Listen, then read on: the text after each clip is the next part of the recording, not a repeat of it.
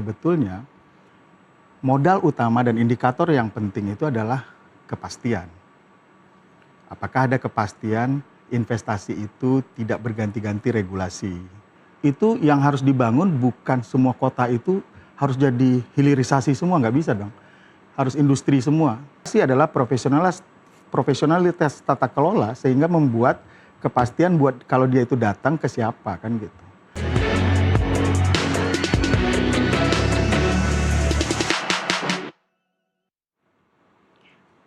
Realisasi investasi Indonesia pada semester pertama 2026 mencapai 1.000 triliunan atau tumbuh 7,2% dibandingkan periode yang sama tahun lalu. Capaian ini telah mencapai 49,5% dari target investasi nasional tahun 2026 sebesar 2.000-an triliun rupiah. Menteri Investasi dan Hilirisasi sekaligus Kepala BKPM Rosan Ruslani menyebut penanaman modal asing masih mendominasi realisasi investasi dengan nilai 507,6 triliun dan ini sedikit lebih tinggi dibandingkan penanaman modal dalam negeri mencapai 502,9 triliun. Berdasarkan lokasi, realisasi investasi di luar Pulau Jawa mencapai 507,8 triliun atau 50,2% dari total investasi, sedikit melampaui realisasi investasi di Pulau Jawa yang tercatat sebesar 502,8 triliun.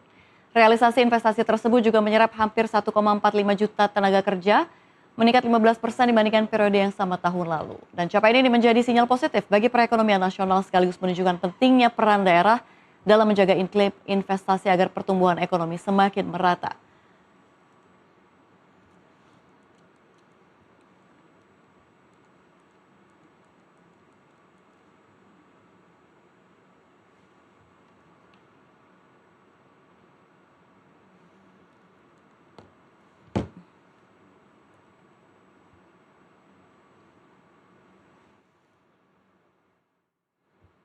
Mana nih?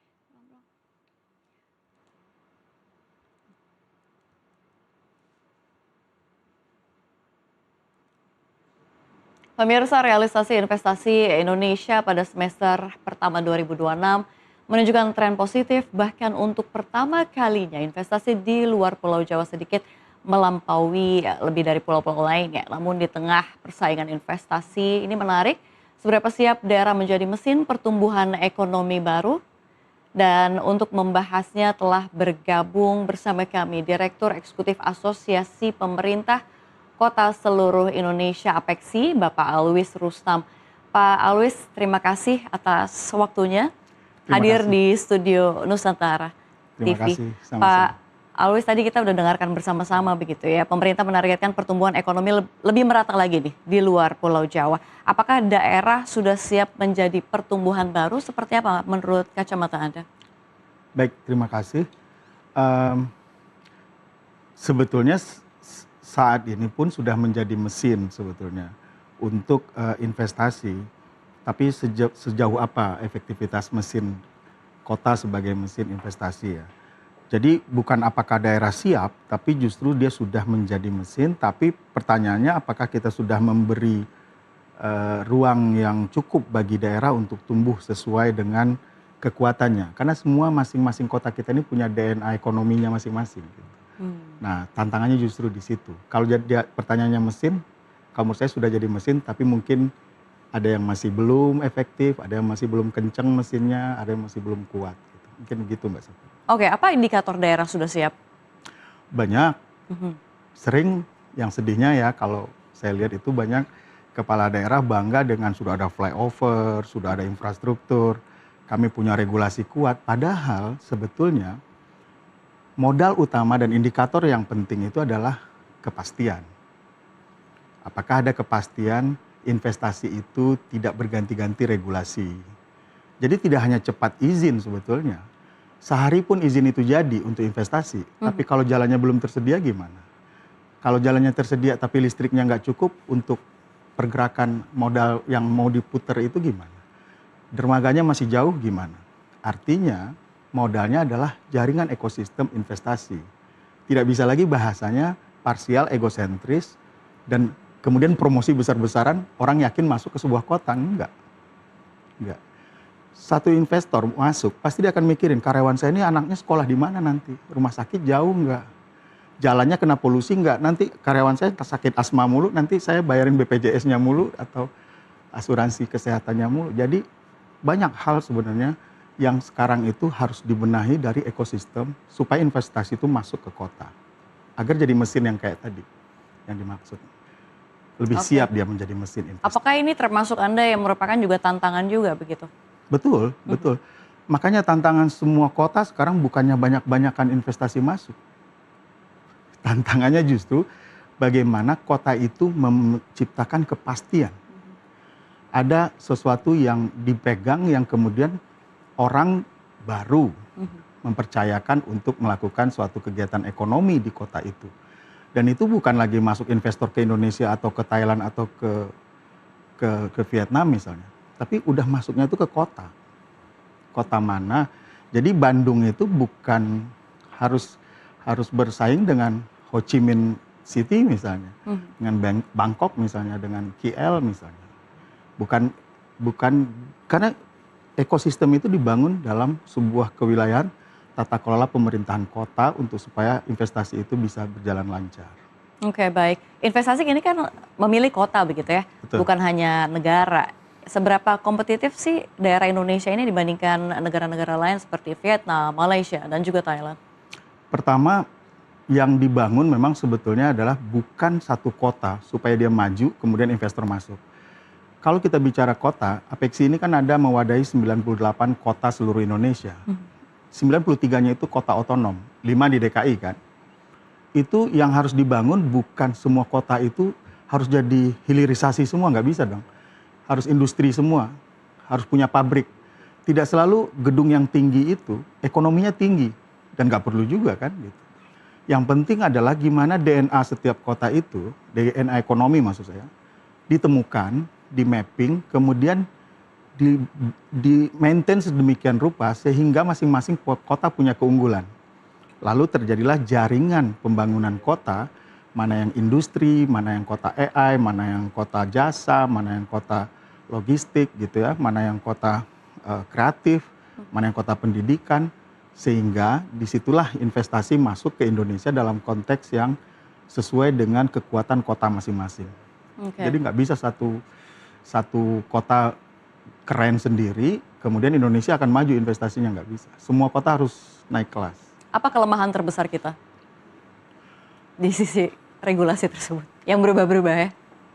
Ya banyak hal sebetulnya yang perlu kesadaran bahwa tidak bisa lagi ego sektoral. Kan saya bilang tadi ya, pembangunan fisik itu tidak bisa sendiri, jalan aja juga fisik juga kan, tapi listrik, dermaga dan lain-lain juga sebuah hal infrastruktur yang itu juga ada keragamannya. Tapi jangan lupa masyarakat juga harus produktif. Dan kenyamanan, lingkungan itu juga menjadi hal yang pendukung ya, sektor kesehatan dan lain-lain. Intinya kelemahan kita pembangunan yang sifatnya holistik untuk suatu kota yang ada trust di situ untuk investor masuk dan ada kepastian, disitulah sebetulnya yang perlu kita kuatkan. Mana kota yang lemah dalam ekosistem menjamin untuk kepastian tadi bagi investor. Baik, banyak daerah kaya sumber daya alam. Namun kalau misalkan kita lihat di lapangan ini belum mampu juga begitu ya meningkatkan kesejahteraan masyarakat. Apa menjadi penghambat utamanya Pak Awis? Mungkin cara berpikir kita yang perlu dikoreksi ya. Kadang-kadang pertumbuhan ekonomi dianggap face to face dengan versus dengan lingkungan. Jadi kalau membangun keuntungan ekonomi yang besar, pasti dampaknya adalah lingkungan. Padahal jangan salah, pembangunan lingkungan yang benar dulu justru sehingga ekonomi itu tumbuh. Ya. Kalau kita lihat kota-kota mandiri Mbak Safira, di BSD misalnya, di Cibubur, lihat developer itu, yang dia bangun apa? Drainasenya benar dulu, lingkungannya berarti kan harus pohon-pohon dibangunkan dulu.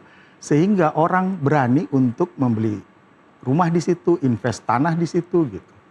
Ini sama juga, kota itu tidak selalu antara kerusakan lingkungan akan memperlambat pertumbuhan ekonomi atau pertumbuhan ekonomi yang cepat akan mengorbankan lingkungan. Nggak selalu, justru sebaliknya lingkungan yang baik, yang bersih, udara yang bersih segala macam, investor nyaman datang seperti saya bilang tadi.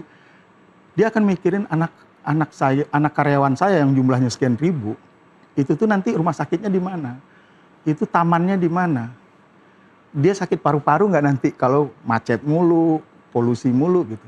Dia akan menghabiskan uang untuk membiayai karyawan dia, anak keluarga karyawan dia untuk jaminan kesehatan sosial, jaminan sosial atau kesehatan misalnya. Justru dibutuhkan lingkungan yang baik supaya investor nyaman masuk. Jadi apa yang harus dibenahi terlebih dahulu? Pertama, institusionalnya sih. SDM itu penting. SDA itu juga penting untuk dikelola. Tapi kelembagaan dan profesionalitas tata kelola pemerintah kota katakan, untuk mengelola SDM dan SDA itu lebih penting. Dan itu harus holistik sebagai ekosistem untuk masuknya kegiatan ekonomi atau investasi di situ. Itu kuncinya kalau menurut saya. Oke. Dalam persaingan investasi, faktor apa aja sih Pak Alwis yang paling menentukan investor ini memilih suatu daerah? Itu tadi, apakah pemerintahnya di kota itu dapat memberikan kepastian dan jaminan untuk adanya kejelasan ketika dia masuk itu. Jadi sorry ya, kadang dianggap ada tax holiday, ada tax insentif, ada infrastruktur yang katanya udah tersedia di sini segala macam. Padahal saya bilang tadi, ada tax holiday itu kalau kemudian, jadi gini, tax tinggi itu bisa dimaklumi oleh investor asalkan kepastian itu ada. Jadi yang mahal itu sebenarnya ketidakpastian investasi kalau dia di sana. Dan banyak kejadian di anggota kami, saya nggak usah sebut kotanya, ganti wali kota Mbak Safira, ada investor kita yang bermasalah dengan pembayaran. Karena udah berubah prioritas pembangunannya sehingga investor pun kaget gitu. Dan itu bermasalah hukum. Jadi seberapa besar peran kepala daerah sih Pak? Peran kepala daerah penting, tapi tidak satu-satunya. Kan saya bilang tadi ya, masyarakat juga perlu. Dan birokrasi itu kan bukan satu orang, bukan hanya kepala daerah. Birokrasi adalah profesionalitas tata kelola sehingga membuat kepastian buat kalau dia itu datang ke siapa kan gitu. Sedihnya ya, birokrasi kita kadang-kadang atau bahkan kadang ada kepala daerah yang mengeluhkan ketika investor memprotes gitu. Nah kan itu masalahnya Pak atau bos gitu ya, karena dia ngomong mungkin sama pemegang investasi gitu. Dia bilang gini, masalahnya itu kami itu kan kendala nih dengan provinsi. Ini kan kewenangannya di sini Pak, di provinsi. Investor kan nggak mau dengar siapa yang salah, pusat, provinsi atau daerah. Dia maunya ini bisa jadi nggak sih gue bisnis di sini kan gitu. Jadi ya kepala daerah perlu leadership yang kuat, konsisten. Maksudnya tidak masuk angin lah, berubah-ubah gitu. Dan ada kepastian, masyarakatnya produktif, profesionalitas kelembagaan birokrasinya juga profesional tata kelolanya. Oke, baik, menarik sekali dialog ada kita. AI juga mungkin, ada AI. yang digitalisasi dan segala macam kemajuan-kemajuan yang bisa digunakan dalam tata kelola yang baik tadi. Oke, baik, kita akan bahas selanjutnya di usai jeda berikut. Pemirsa, tetaplah bersama kami, jangan kemana-mana.